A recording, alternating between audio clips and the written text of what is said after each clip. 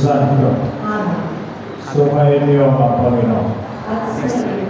Ang kapatid, sama-sama natin aminin ang ating pagkukulang upang tayo maging marapat sa biyaya ng may kapatid. Ayun lang. Inaamin ko sa makapangyarihan ng Diyos at sa inyo mga kapatid. Dalawang nagkasala sa isip, sa salita, sa gawa, at sa aking pagkukulang, kaya sinasamo ko sa mga Birhen Maria, sa lahat ng mga kahel at mga banal, at sa inyo mga kapatid, na ako'y manalangin sa Panginoong ating Diyos. Kawaan tayo ng makapangyarihang Diyos, karawain tayo sa ating kasalanan, at kabayan tayo sa buhay na walang hanggan. Amen.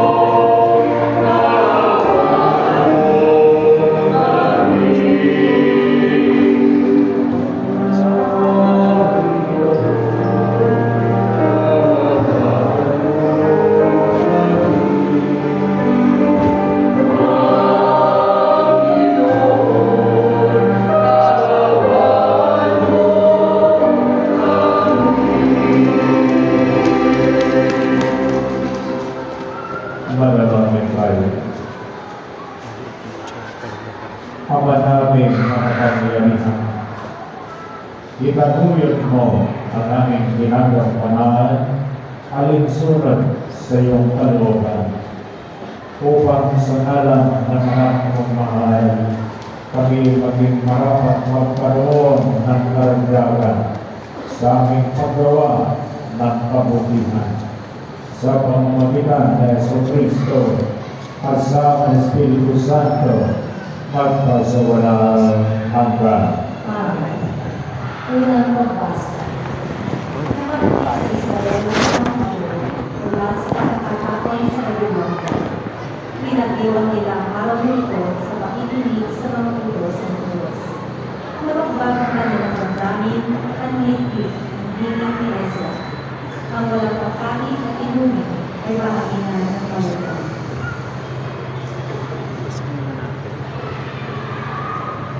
Pagbasa mula sa akin. Noong mga araw na ito, tinungan ni Ezra na sacerdote ng aklat ng kamulisan. Pinalagay ito sa kabuluhang inubuo ng mga lalaki, babae, at mga bata may sapat ng tulad at pagtunod.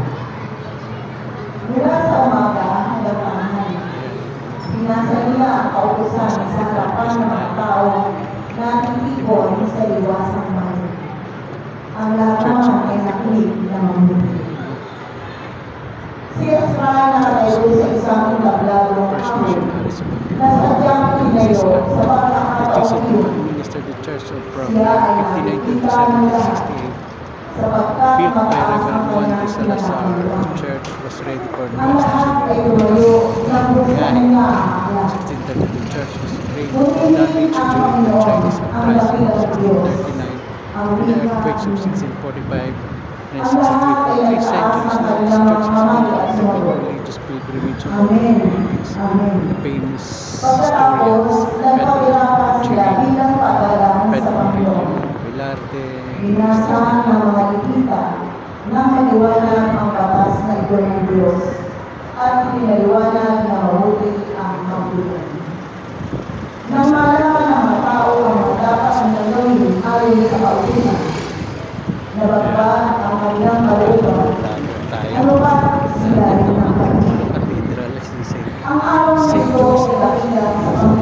Panginoong Diyos, Mika ni Nehemias at Isra at mga Israelita. Nakikinig ang mga tao at umiyak na kaya't sinabi, huwag kayong umiyak, hindi ka kami. Umuwi na kayo at magdiwan. Ang walang pagkain ay lumili at ay bahaginan ng mayroon pagkat ang araw nito dakila sa Panginoon. Diretso lang daw. Ang magandang tulong niya ay magiging kalakasan ninyo. Ang salita ng Diyos. Salamat sa Diyos.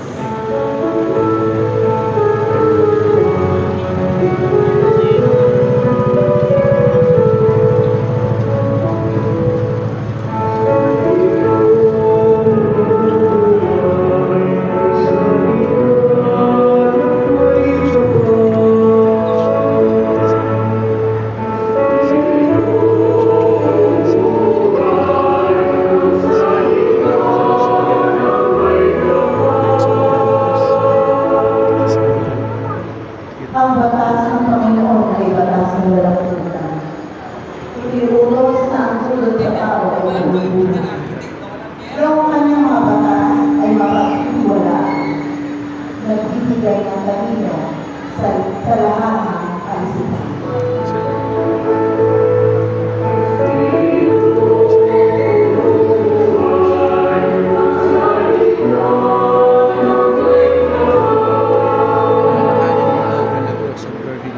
Ang tuntunin ay binigay ng poon ng dalawang sakit ng Diyos.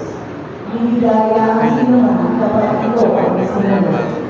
Iniwagas at malulit pagkat mula ito sa Diyos. Pangunawa ng Kaya sa pananalig namin siyang ito bunga ay idudulo. lumalapit kami sa iyo pero hindi alay ko kainin at panalangin alam sa pakikinig at pagtingin sa amin ay Yaong paggalang sa poon ay malakas ang mahuli. Isang malayong huli na iiral na marami. Pati mga hatol niya ay maliit lang ang tulang. Kapag siya ang lumagod, ang pasiya dilog ay na lang ang kanyang paypana sa amin.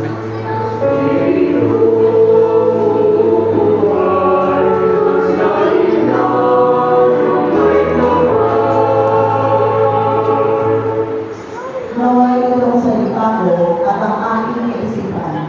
Sa iyo ay makalugod, Panginoong ko ng lulungan.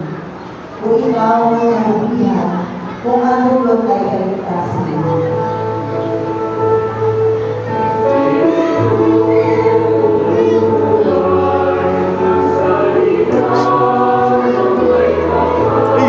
Small lang talaga.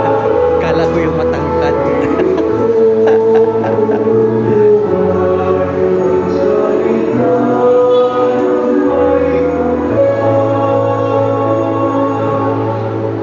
Ikalawang pagbasa. Hindi kaya ng isang tao ang magpapagalibo at magpahalaga sa sari-saring kaloob ng Diyos sa kanilang pamamagitan. Samantalang yung pinakapagpapasa ng lahat. Fidel Senior Telly na po rin Maria nagbibigay sa tapising presa Pagbasa mula sa unang sulat ng Apostol ng Pablo sa mga apostol. Mga kapatid, ito tulad ng isang katawan na may maraming katawan. Bagaman binubuo ng iba't-ibang bahagi, iisa pa rin ang katawan. Lalo na maging dulo o ito ay hikma Isidro o manahal. Salve John Ay binyagan sa isang Nanay may pabrikan ng darao. upang maging isang Si Lisa Santipan, si tayo Batis naman Andrew, ay pinainom ng isang espiritu. si Ang Hilfius, katawan ay binubuo ng at doon maraming nasa bahagi pagkamatin nasa at hindi ng isang bahagi lamang. Kayo ng lahat ang isang katawan ni Kristo, ang bawat isa bahagi.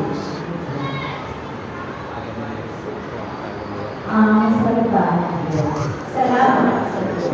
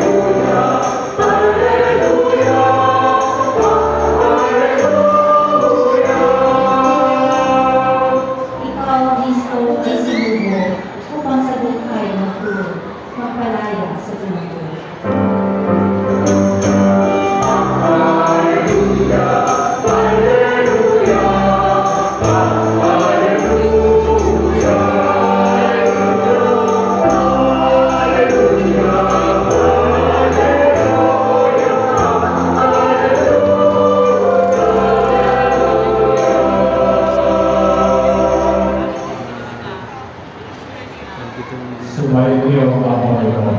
at sumayin. Pagbasa ng mabuting balita ayon kay San Lucas. Patuloy sa iyo, Panginoon. Tagalagalan at Teopilo. Marami na po ang nagsipag at sumulat tungkol sa mga bagay na nagaganap sa gitna namin. Ang kanilang sinulat ay ayon sa sinabi sa amin ng mga nakasaksi nito buhat sa pasimula at nangaral ng salita. Matapos na ako'y makapagsuri ng buklingan tungkol sa lahat ng bagay na ito buhat pa sa pasimula, minabuti ko kong sumulat ng isang maayos na salaysay para sa inyo upang lubusan ninyong matiyak ang katotohanan ng mga bagay na itinuro sa inyo.